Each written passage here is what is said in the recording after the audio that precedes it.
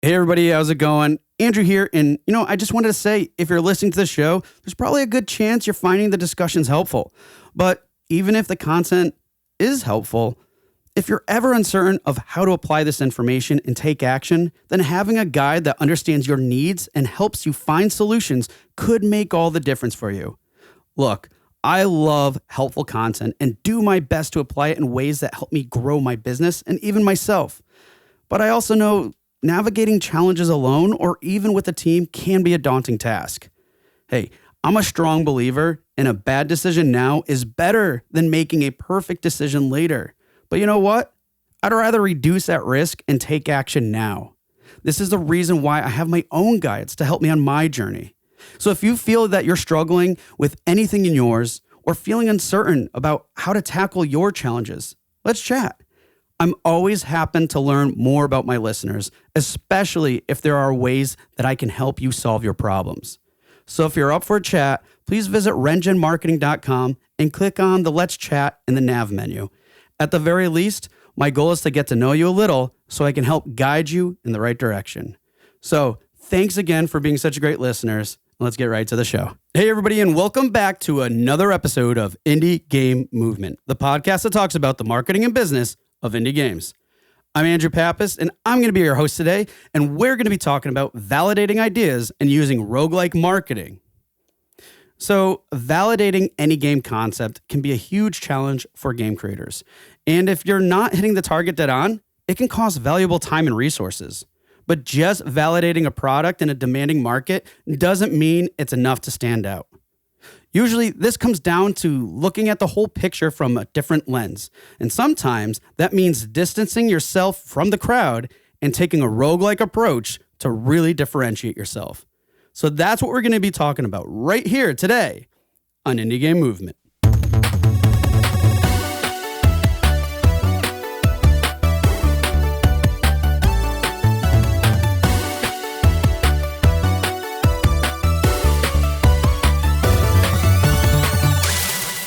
Hey everybody, and we're back, and today with us I have Dylan Gedig. Dylan, how is it going, man? Oh, not too bad. Thanks for having me on the show. Yes, of course. And real quick, for those of you who are not familiar with Dylan, he is the founder of Red Nexus Games. Specifically, they've created Peglin, and he is the designer of Peglin. And on top of that, he's also a regional organizer for Canada and the U.S., PNW for the IGDA. So lots of cool things got going on there. But in addition to that, I mean, some really nice acknowledgments and achievements here. 2016 Victoria Video Game Industry Award for Developers. And these are going back to, like, you got the Hydro President Scholarship, BC, British Columbia. 2015 Global Jam GDC sponsorship, and also International Game Developer Association E3 scholarship. I mean, you have been doing so many great things there and everything. It's just really cool stuff to call out. And of course, Peglin did really well too. So just all these things kind of sounds like compound and stacked up, and it's just really validates, I think, a lot of the discussions we're going to have today, especially with some of these things about Peglin and other stuff and how you view things. But one thing I want to call out too is, in addition to Peglin and stuff, you had a recent update or a release of another game. I believe it's mobile one. Why don't you tell us a little bit more about that too? Yeah, for sure. Yeah, so I will say that I'm no longer the regional organizer for the IGDA. That was super fun, but I did have to leave it once Peglin took off, just because we've been just too swamped. Yeah, I understand. They are, a great organization to work with. They do get a lot of critique, but they are kind of doing the best they can with, limited amount of hands. So I always recommend people, at least look into what your local chapter is doing and think about getting a local meetup together if you don't have a local chapter, just because it is such a great way to, meet fellow developers and everything. And yeah, those kind of awards and scholarships and everything go back a ways. And I just always recommend people to just apply for anything that you can, because you never know what's going to come out and be very, very helpful to you in the future. Those are going back 10 years at this point. And, they did really set the foundation for what I'm doing today. But yeah, most recently, we just launched Peglin on mobile just like a month and a day ago. It's been an interesting ride for sure. Originally, we had planned to do it like once the game was completely done and already released on consoles and everything, but it was just being requested so heavily. And we had already done a little bit of work to get like the touch controls working on the Steam Deck and on the other handheld platforms that we can't formally announce yet. We were like, okay, the work is mostly done. Should we just like put it out there, roll it into our early access? We decided to give it a whirl. It's been pros and cons. I know a lot of people are really happy to finally have the game on the go. We also see a lot of complaints because the UX isn't quite where we want it yet, rightfully so. So it's been interesting. It's nice to have expanded our player base by another big chunk, which is always nice to see for sure. Yeah, no, definitely. And again, I appreciate you, sharing all those other details, but also giving us a little bit more insight in terms of that recent release and everything else. So, and of course, good luck with that continuing, building that up and whatever else you're doing with it. But still, like you said, it's really good to kind of expand in other areas and stuff and to hear that and stuff, because there's so many other ways to view the potential that like even existing or just released titles have. So that said, let's go right into the Q Box round, because I know we want to get into our discussion in a minute, but still have some interesting things that I'd like to learn a little bit more about you. So are you ready for the Q Box round? Absolutely. Let's do it. All right. What is the most influential or inspiring game? Yeah, I looked at that question and like that is just such a hard one. I pinned it down, like assuming influential to me. Yes, sorry. I pinned it down to like Super Mario World. Oh, okay. And it pains me greatly to not like pick a JRPG for that. It's been my favorite genre for decades. Yep. But I just remember like the like multiple pathing and just how smooth the game felt, and you're kind of building out the world as you go. I just, the replayability that they managed to like get into this game. That one is up there for sure. It's funny when you call out to that. I look back at when I first got my SNES, I got the Super Mario All-Stars version and not Mario World. And I was so bummed because I would like walk by my neighborhood and look into the windows and I would see someone who had Super Mario World and I would just stare in front of this person's house and be like, I wish that were me. But yeah, no, that's a great one. I will say that I almost chose Super Mario 3 just because, it's got some of those similar elements. Yes, it does. And it's actually, I have no idea how they fit that game onto the NES. Like it is some actual black magic going on there. Yes, definitely. Oh, that's fun. All right, next one. Why do you make games? Originally I wanted to be an author. Like I always wanted to just like tell these stories and just like have a way to kind of communicate with people in like an asynchronous way. Like here, I'll make something, you can engage with it. We can like iterate on this. And becoming an author is really damn hard. Not to say that making games isn't, but it kind of started in that path, didn't quite get to where I wanted to go. Turned my focus into, maybe wanting to write for video games, which is also incredibly difficult to break into. And so it kind of became this thing like, okay, well, if I want to do that, I'd better learn how to just make my own small games, and then I'll have portfolio pieces. And then I just kind of fell in love with the actual process of like making and then later selling games. Just this combination of like, the technical expertise that's required and the problem solving, and then the artistic side of things, and then the business, just to kind of round everything out. It's just like, if you're like a solo indie dev, you're literally just like every single day is so different and unique and interesting. And, that's really what just got me into it. That's such a great story too. And actually real quick, something I can relate to, because my story was I went to school for filmmaking. And then upon doing that, I was like, oh, as a indie filmmaker, you need to really learn how to market yourself. And I also didn't like so much of the production side, so I even focused more on writing. But anyways, with the whole concept of, hey, how do you market yourself? I started making career marketing, and then eventually led me to what I'm doing now. But still, I love that origin story that you kind of shared with us, because it's such an interesting process and how you go about doing things and applying it in a different way, but still in a way that's so, fulfilling. So again, thanks for sharing that. And it's just always fun to find those like similarities that we all have, in the industry, and how these backgrounds vary so differently, but yet we're all coming together into this really cool industry. Mm-hmm. Yeah, you hear about it a lot. With Yeah, just, like, various ways that people end up in the industry. And, I just didn't even consider that video games were something that you could make for like the majority of my life. They came on a cartridge. It's like, it's got to come from a factory somewhere. Right? Yeah. Independent development was just not something that people ever really talked about back then. Yeah. I'm glad that's changed now. Definitely. All right, cool. And the last one here, and the staple on the show, is what game are you playing now? Yeah, I mean, you're probably going to hear the same game for the next couple of months, but Tears of the Kingdom right now for sure. Yeah. As an alternative answer, I am also dabbling with Honkai Star Rail, which is the JRPG equivalent of Genshin Impact. Oh, okay. And it's pretty solid. I'm very wary of gacha games after exploring in mobile for quite some time now.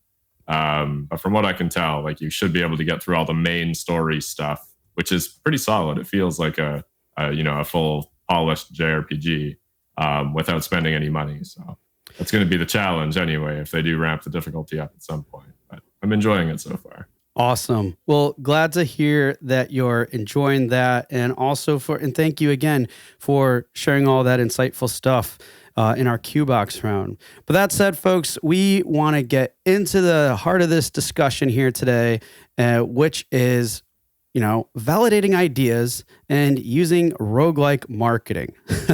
So that said, I kind of want to kick off this conversation with, kind of going back a little bit here. So, and what I mean by that is, Dylan, could you quickly just describe your validation process for Peglin and share at what point you knew the idea was ready to seriously pursue development?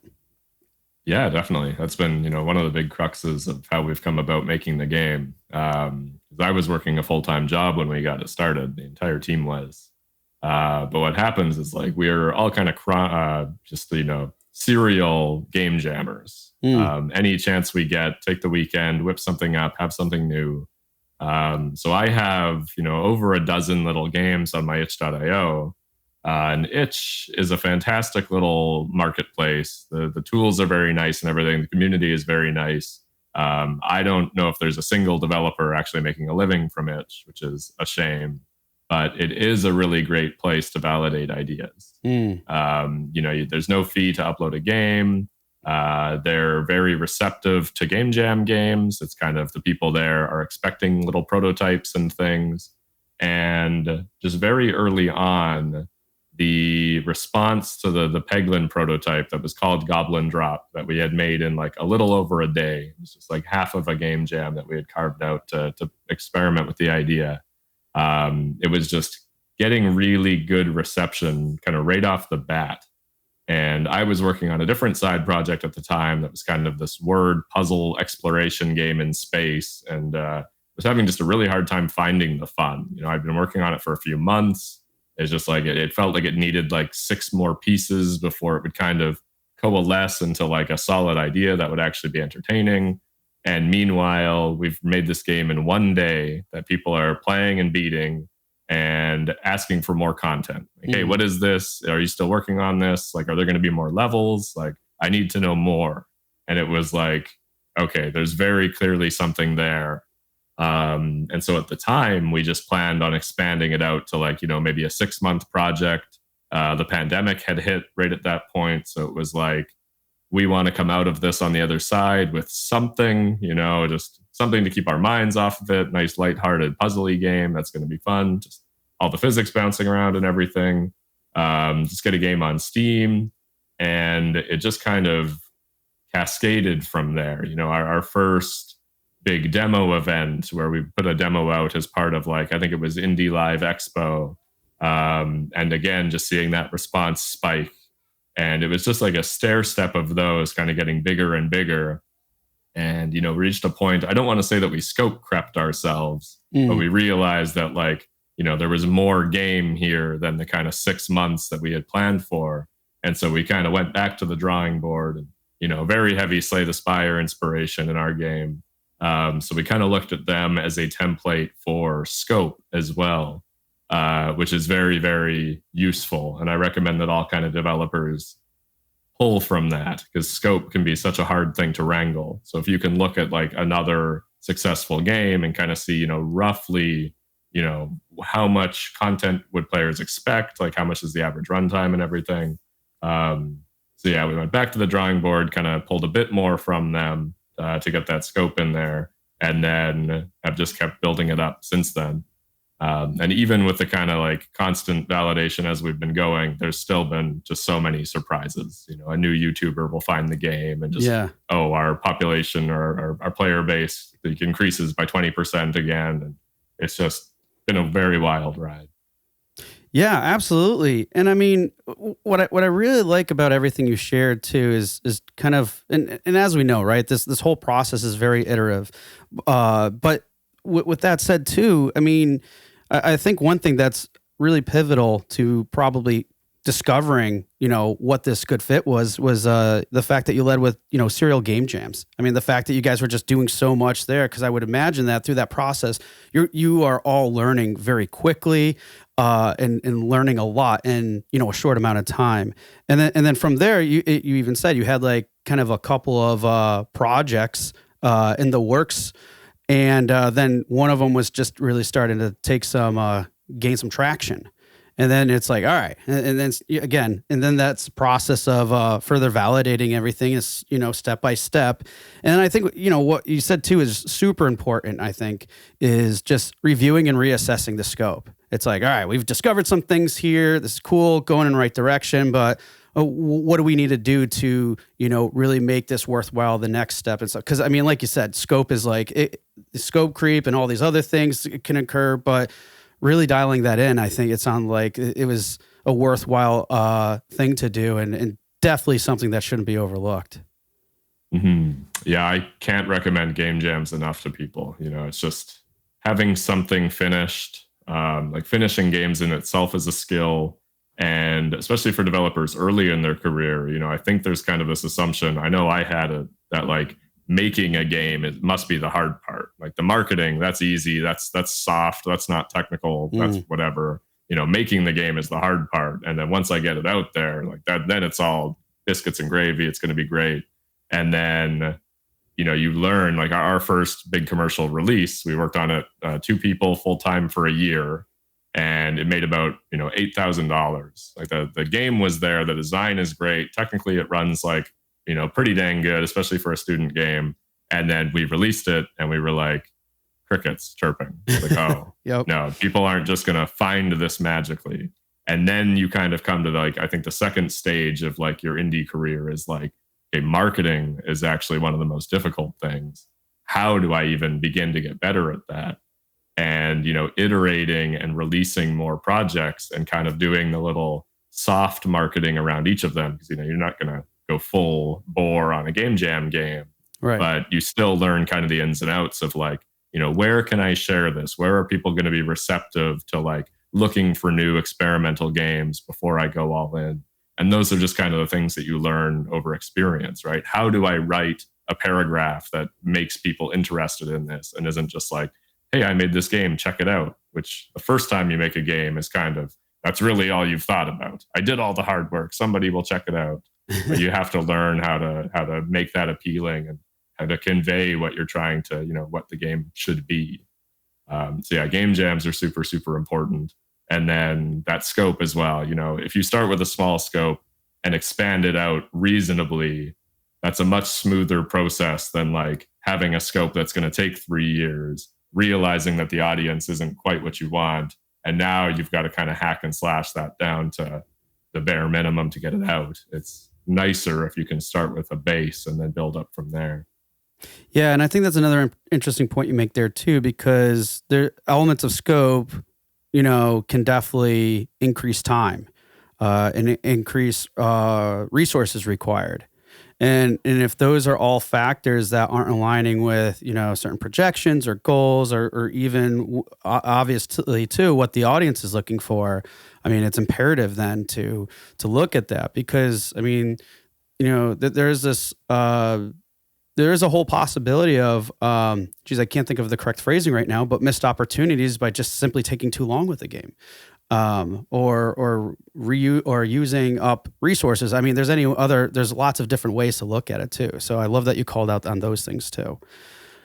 So with that said, I want to talk a little bit more about kind of like X meets Y marketing, meaning like the idea and concept of blending things together. Because I know that we in the industry as a whole, or let's say the community, there's always this talk about like really creating these things to kind of like make a niche and all this other stuff.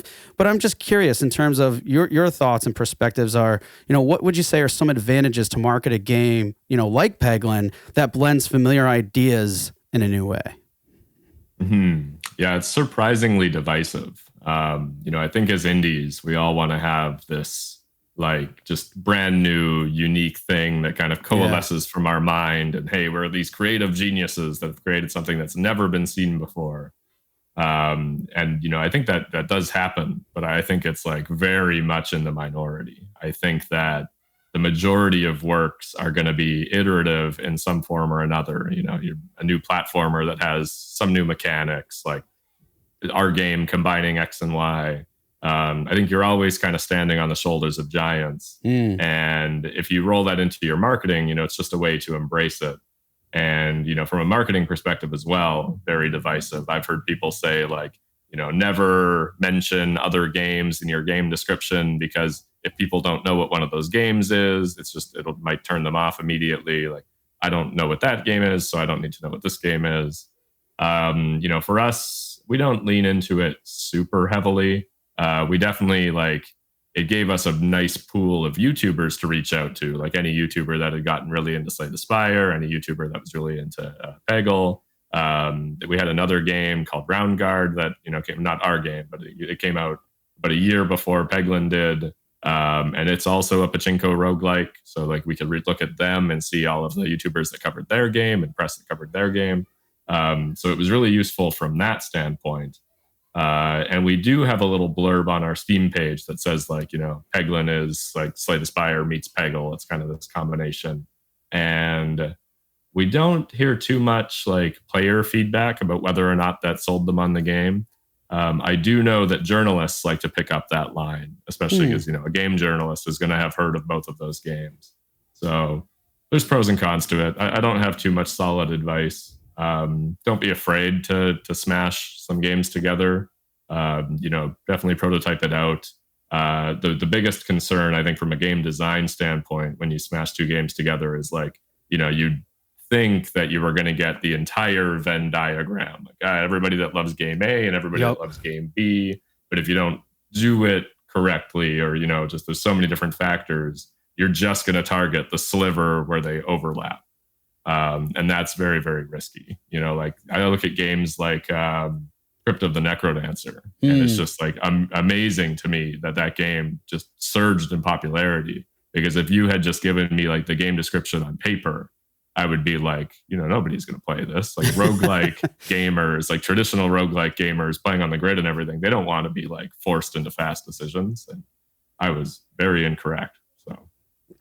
Yeah, no, and I think that's a really important take, because when you were describing about how to describe the game, especially in the messaging and using the concept of other game titles, and the reason why it's so interesting for me, at least, is because I'm a lot of times on the opposite side of the fence, simply because, similar to the example you provided, but being that hey, if you're saying it's this game meets this game, but that could possibly, like you say, there's pros and cons too, that could possibly misalign or establish expectations that may not be met in the final gameplay, right? So that's part of the reason why I don't feel that way. But at the same time, it's interesting based off of what your results have been, and that hey, journalists can pick up on it. It's easier for them to kind of deliver that messaging, and I think from them it could maybe validate things for people as well too a little bit. So I'm glad you share that, because again, I was on this one side and it's like, well, maybe there are different ways to approach it and everything else that can work. And it's not to say like how you do things or how the next person does things is what you should ultimately do. It's obviously that process of discovering what does work. And in your case, it happened to work. No one's calling out and saying like, oh, this is totally not what it, like, you can't like compare yourself to this. It's like, well, no, that's not happening. But those types of things could happen, but they haven't been with you. And I think that's really interesting to hear and cool to hear, because, part of what we're here to discuss anyways is having all these different perspectives. So I really liked that you called out on that one, because there is, I think, a very minor controversy on what side of the fence you should be on. And to your point, it's like, hey, whatever works for you. 100%. Yeah, there are some questions in marketing that have just, right or wrong answers. That is just not one of them. Yeah, absolutely. All right. So in terms of like, in that vein, in terms of, there could be some concerns with like different things we do. And it's kind of like we said, you got to go with the flow and figure things out as you go. But I was curious too, like, were there any concerns that you had about conceptions of the game when you were first starting to market this idea? Yeah, it was so grassroots for us that it just kind of grew up without us making too much of a plan about it. Our biggest thing was like, we had made the Game Jam game. We had like gotten a playable demo straight from that point. We essentially, like, there was no point in there where the game was unplayable. We were always kind of iterating and adding onto that base. And so for us, the earliest marketing was just participating in events that were sharing demos. And, we got very lucky with the timing, lucky in that, the pandemic was starting up, in-person events were starting to get canceled. So for us to take this game and get it in front of players, we didn't have to spend $10,000 like getting a booth somewhere and traveling and hotels and food and yada, yada. We just submitted, filled out dozens and dozens of Google forms and were accepted into a few like digital showcases. And then those were kind of the early testing grounds for this game. And, we got a Discord going very early so that like our ongoing testers could just kind of keep providing feedback. And, we could kind of gauge player response there and what quality of life features need to come out like earlier rather than later. And so it got to the point where like the biggest marketing that we were doing was just like adding more content to the demo, because YouTubers and streamers had started to find it and were adding it into their regular rotation. And anytime we had a new content update, there'd be another like smattering of videos that would come out being like, oh, let's test out this new orb or relic that's appeared in Peglin. And so, it puts us in a really lucky spot where as indie devs, like, we could just focus on making the game and kind of take the foot off the gas on the marketing, aside from filling out dozens and dozens of Google forms for event applications. If I never see another one, I would be very happy. I highly doubt that's going to happen. So yeah, the marketing was really just focused on the game design itself, which is really cool. So I really like hearing that, because I think sometimes people have a hard time understanding on how the two can kind of work in tandem, because what you just outlined there was really interesting in terms of, and I have a follow-up question to this, updating the content of the demo gradually. Like, you're just, like you said, reiterating upon, building up. You have this frame and you keep adding to it, like you would with any, I guess, particular structure. But what's interesting about this too is a lot of times I think the mentality is, okay, we have a demo and yeah, we might produce some other versions of the demo down the road, but I mean, this was really kind of an imperative part of the marketing process, as you just said. So if you don't mind, could you dive in a little bit further of what was that process like and making sure that you could have updated versions that, got to that point where influencers and others were excited to then replay that game again? Because that type of process or development cycle, I'm sure, can be pretty tough to tackle. So what was your way about doing that? Yeah, it was a little unorthodox for, typical indie development. But essentially our demo was acting as an open alpha. Like at the time, that just was all of the content of the game. And we were still building out core systems. We were still building out like the future areas that wouldn't appear in the demo. But the majority of work on those were just like the 2 months before our early access launch. So up until that point, over a year and a half of development, we essentially just had the game open. We were accepting bug reports and player feedback, and then it was just kind of starting to go off on its own. And obviously, you need to do some decent marketing to get the ball rolling in the first place, to make sure that influencers know about the game, YouTubers know about the game. But that for us was just kind of those digital events, the Steam events, any broadcasts. There were a bunch of companies that kind of switched to doing direct style indie announcements. So just, keeping our eye on like any of those that might be happening. And yeah, it really was just like right place, right time for the early stages of the game. But then once we kind of had that out there and it was starting to kind of enter, the roguelike public consciousness, because we'd kind of broken into that niche before we kind of got into the wider indie sphere. Yeah, it was just treating that demo as an open alpha, iterating on it, just like we, continue to iterate on the game to this day. And that was also really helpful from a like production standpoint, from a technical standpoint, because the early access release, aside from, getting to push the big green release button, which is always very exciting, it was just like any other release for us, really. It was rolling out a bunch more content. Obviously, there was, more bugs than you normally would have just because the update was so much bigger. But we'd just already gone through the process of like building and uploading and sharing the game so many times that it wasn't this big scary thing, which, it absolutely can be, especially if you're, a first time or second time indie launching a game on Steam. Yeah. I want to kind of take that last comment back a bit to an earlier one where you're talking about like, hey, this is just became part of our process. So it wasn't necessarily like, yeah, there are new and exciting things happening, but in a way we were so used to this routine, essentially, it was just part of our process. There was certain cool event type stuff coming up, but it was still part of the process. And when I was opening with that saying, take it back, I mean, could you kind of relate that process a little bit in terms of, the habits and everything else? Kind of maybe would it relate a little bit to kind of your experiences with game jams at all? Could you see?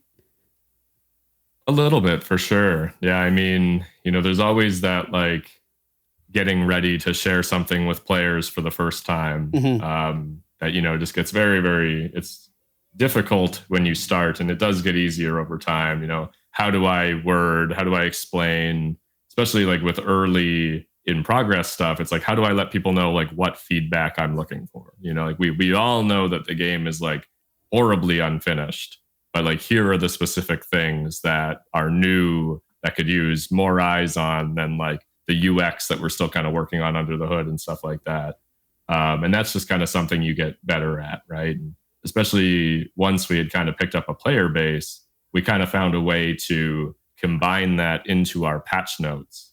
And it was, crazy releasing patch notes for a demo. But that's how invested people were in the game at that point. Like we had people actually modding the demo, which I just would never have expected in a million years. Speed running the demo. Like I think there's still a speed running category just for the demo itself. It was just this like crazy levels of engagement around it.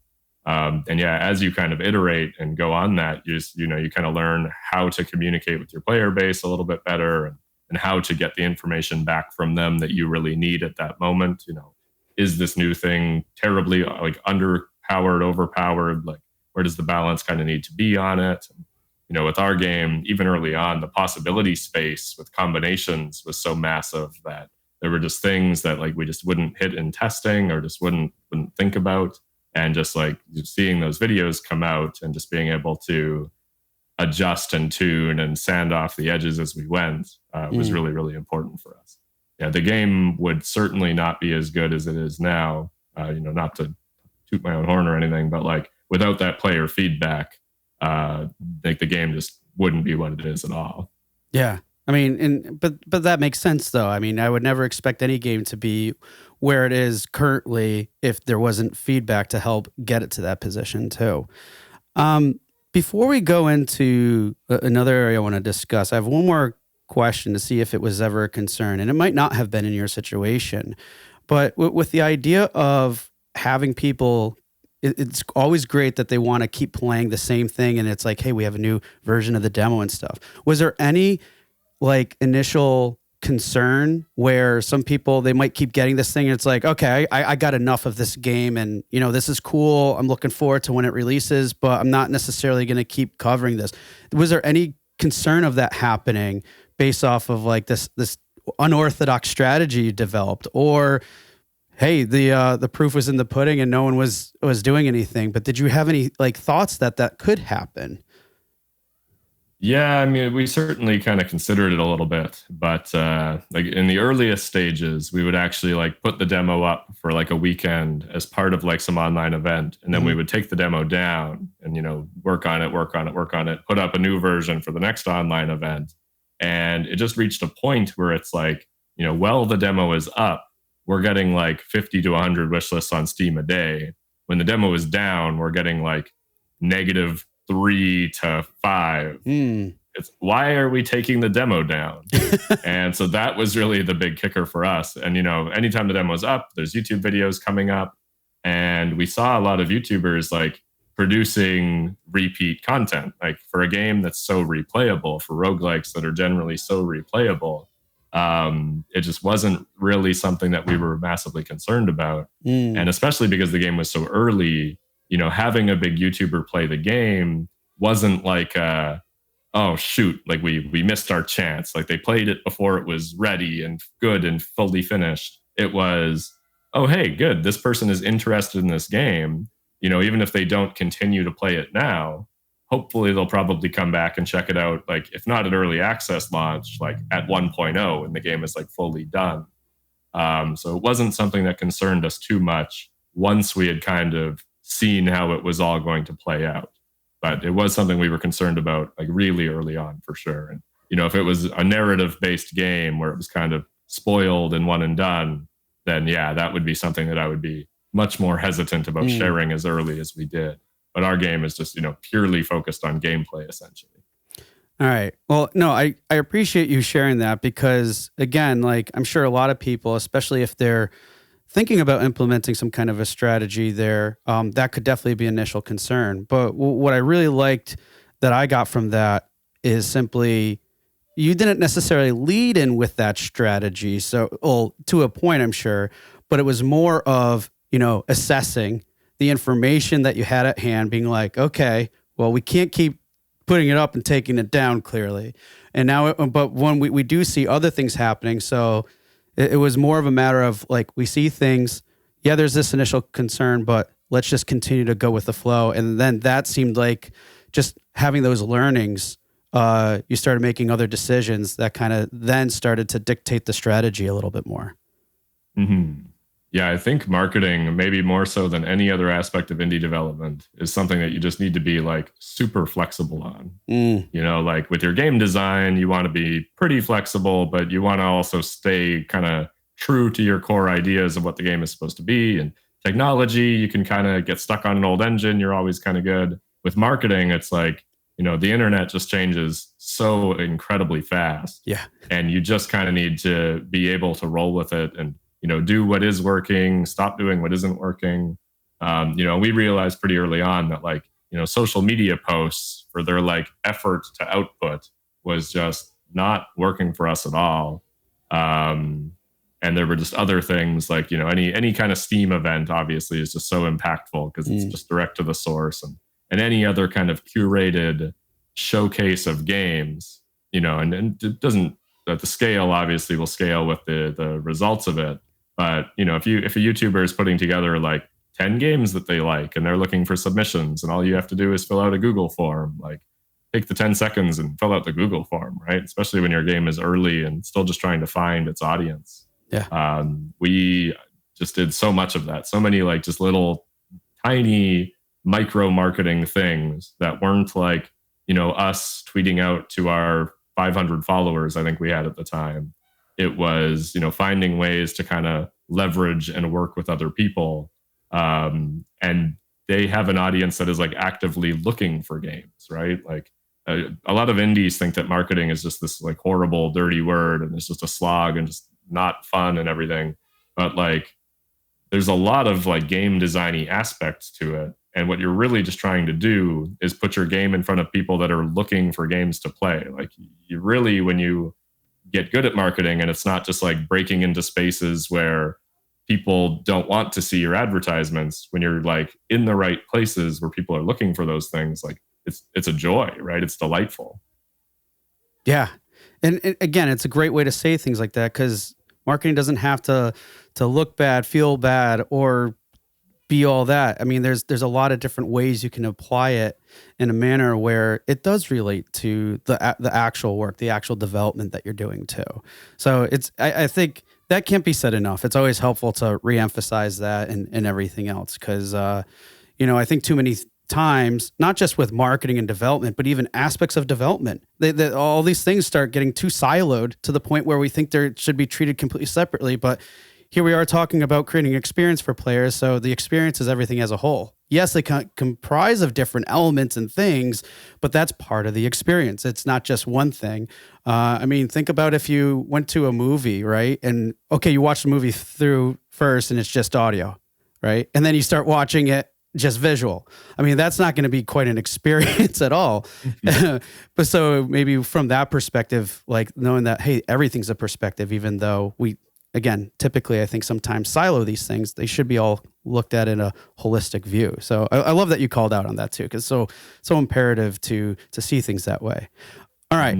That said, I want to talk a little bit too about differentiating. And I know we have alluded to some of these things too, but I mean, let's face it, with the fact that, during the pandemic, especially when you guys were in development with Peglin, there's a lot of other people doing similar things that you guys are doing. There's a lot more attention and people have more time. So what are some ways you think in what you did, and you could have shared them already, that really allowed you to differentiate yourselves, in this flooded market that's always going to be flooded, right? So.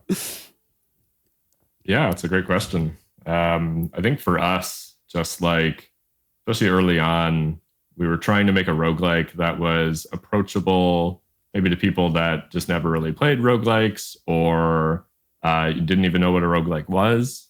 And so like early on, I would almost say the game was like more arcadey than a roguelike, but we just kind of had that permadeath mechanic. And so that was really just what we leaned into early on. So really, like, it was just kind of an arcade game of old where you just kind of play through and you either win or you lose, and a run would take, 20 minutes if you made it all the way. But, it would just kind of fit with the roguelike aesthetic. And then as we kind of went on, we took a lot more from that. Like the earliest versions of the game didn't even have relics in them. So it did have some deck building, but it didn't have some of these things that were in there to like make sure every run felt new and unique. So that was something that kind of differentiated us. And, again, that right place, right time is people were kind of looking for some of these lighter hearted games. There's something arcadey and fun and just take your mind off of something. You can jump right into it. Kind of throwing back to the siloing between like marketing and design. Something that's interesting with Peglin is that, we always intended on putting in like kind of hand-holdy tutorial to like really make sure that people understood the game. And we had so many people coming from watching YouTube videos where, seeing the game in action already, hearing somebody talk about it, they already kind of knew how to play. And so we kind of pivoted, because I hate those like hand-holdy tutorials that are like, click on this thing 10 times in a row before we'll let you progress and play the game and experiment. And even if you fail, it's a roguelike, like you're supposed to. It's fine to like start from the beginning and then go from there. So that was something that we were able to kind of pivot and just try and make things in the game a little bit more self-explanatory. And, somebody boots up the game, they're not going to know what 80% of the stuff on the screen is right away. And that's kind of okay. So that was kind of an interesting bit from there. But yeah, having the game be so approachable and then kind of targeting audiences that I guess haven't traditionally been targeted, that was kind of what differentiated us like in the early days. And what's interesting too is if you could take what you said there and apply it back to something you said earlier too about like the mindset of going in with, oh, it has to be something very unique and different and everything else. But in terms of what you just outlined with differentiating, it was really more of a matter of it, from what I interpreted as, basically keeping things simple and approachable and accessible. Like all those things, if you think about it, they don't complicate things, they make them easier. So it's just, it's so funny because I think a lot of us, the way that we think that things have to be done is actually counterintuitive to how differentiating can be, which is really comes down to maybe a word to summarize all those other ones is to create or reduce as much friction as possible. Definitely. Yeah. The easier it is for somebody to, grok what your game is about and pick it up and just jump into it. That's a lot less friction when you're trying to get your game in front of people that have very busy, complicated lives already. Right. And that's not saying that games need to be simple. If you look at the success of like these massive 4X simulation monsters on Steam, they don't need to be simple, but they just need to communicate well and let people know that like, hey, if you're jumping into this game, this is a massive 4X monster. I think I guess the marketing has to be simple regardless of how complex the game itself is. Yeah. No, good point. So, and that in mind too, and I know you shared some of these a little bit too, but I think it's important to call out, of the strategies that you have used to kind of differentiate yourself and the game as well. Do you feel that any of these are either underutilized or even considered by indie devs and studios? And like, are there some of the things that you tried that you think in their own way they could really benefit from? Yeah, that's a good question. I think the biggest thing for indies is just like making sure you have a strong hook. And whether or not that's like, differentiating by just like, hey, this is a completely new style of game in this genre. Like I saw recently, I can't remember the name of the game, unfortunately, but somebody is making just like an extraction shooter that is just like this top-down 2D thing, which is like almost like a demake compared to other games of the genre. But that's an interesting hook, right? That's like people can look at the game like, hey, I prefer 2D games over 3D games. It's simpler, easier to jump into. Like there's a bunch of different reasons why people might find that interesting. So I don't think your game needs to be like, entirely unique. There's a lot of games that are like, this is a Metroidvania with this unique movement mechanic or something along those lines. Like it doesn't need to be wholly unique, but it needs to have something that sets itself like out from the crowd, at least a little bit. Yeah. And again, I mean, it's kind of goes back to that concept of like, keeping it simple, but it doesn't mean it can't be engaging or even like really challenging or whatever else, because sometimes challenging the game can be complicated, but the point is just really defining what that is. And again, I mean, without going in further explanation, like everything we talked about in terms of like, knowing your audience and getting that feedback gives you insight to what they really want and all these other factors that kind of play into that. And if it sounds good and then down that path, you realize it's not working out so well, like you said too, reassess. What does that scope look like now? How is it going to work for your team, but also how is it going to ultimately work for the audience too? Because they go hand in hand. Definitely. Yeah. One of our biggest design like philosophies on Peglin is like every individual piece should be, decently simple. You should be able to understand it pretty quickly. But the combination, you've like added 15 different little modifiers, and now the ball's physics are just like going insane on the screen. Like that's certainly not simple, but you've kind of built the machine to get it there. And hopefully by that point, there's nothing in there that's too surprising. But yeah, having it be understandable, like even as that complexity builds, that's a good game design challenge, but it goes a long way for sure. Yeah, because there's nothing worse than trying to introduce new items new mechanics and things like that to the point where, they start simple and then it's overly complicated. And then again, it's like creates more friction in that case. So I love that concept of when you're introducing those things, making sure that they are relatively, simple. Because I mean, how many times have we played maybe certain games before where it's like, oh, you get this cool new ability, but if it requires a lot of effort to use it, then players might not be even using it too. And then it's like, well, how much time was spent to create that new ability? And then it's like, we pushed back our announcement like by 3 months just to incorporate that one thing, like there's so many potential drawbacks if, that process isn't really well thought through. And I feel like that might be one of the many probably themes we could have for this particular episode of being like, keep things simple. Mm-hmm. Definitely. Yeah. And roguelikes are particularly well suited to it, thankfully. Yeah. If your hook is more your setting and everything, it's not any particular mechanics, then you can keep your content simpler and then rely on those complex interactions instead. Whereas, if your game is Metroidvania plus unique movement, that unique movement probably hasn't been done before because it's more complicated. So I guess like there's some aspect of picking that hook in such a way that, you can incorporate it into a more simple design. But yeah, that's, you're getting into some really tricky questions at that point for sure. Yeah. and maybe for another episode. Cool. Well, Dylan, I really can't thank you enough for sharing all this, but as we get ready to close now, do you have any like tips, suggestions, or anything that you wanted to reemphasize from our conversation today that, indie devs and studios should really consider? Yeah, I'll just throw it back to, game jamming as much as you can. Once you become a bigger studio, there are more reasons to kind of keep things closer to your chest. Like those game announcements become more impactful. So you don't want to just be throwing prototypes out constantly, and your player base kind of gets attached to ideas, and you don't want to have to be constantly breaking the news of like, no, that was just a prototype that, we're not going to go through with. So, you do run into some difficulties there, but as far as I can see, there's never any reason not to be at least doing like internal game jams and then like using that to validate out ideas, because just don't be like my previous project that was bogged in like unfun land for months.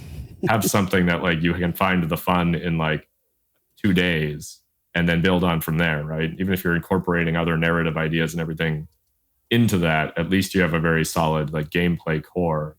And then for, developers earlier in their career, like don't keep your cards close to your chest, because your announcement just frankly doesn't really mean anything yet. Like until you are like, from the makers of X, that announcement is just like, people have seen so many of those with games that have gone nowhere.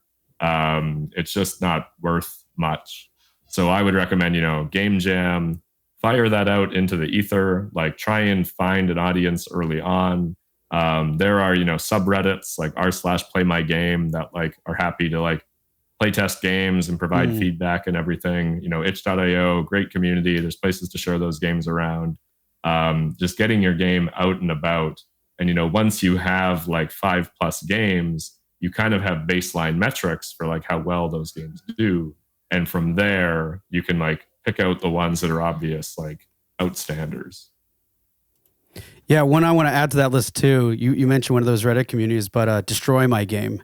That is so good for constructive feedback. It sounds scary, but I'm telling you, the feedback that they deliver there is some of the best, like honest, sincere stuff that you'll get. Very constructive, and it's in a very professional. I'm actually quite shocked how awesome that community is.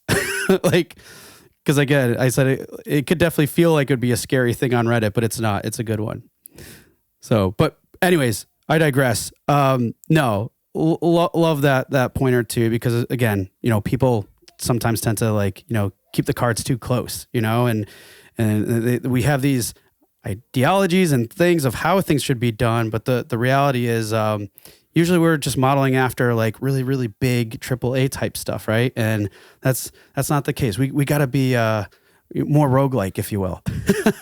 100%. Yeah, it's so easy to look at what the big guys are doing, but those are 500 plus person studios.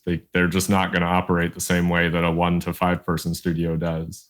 But a lot of indie stuff isn't broadcasted as heavily, right?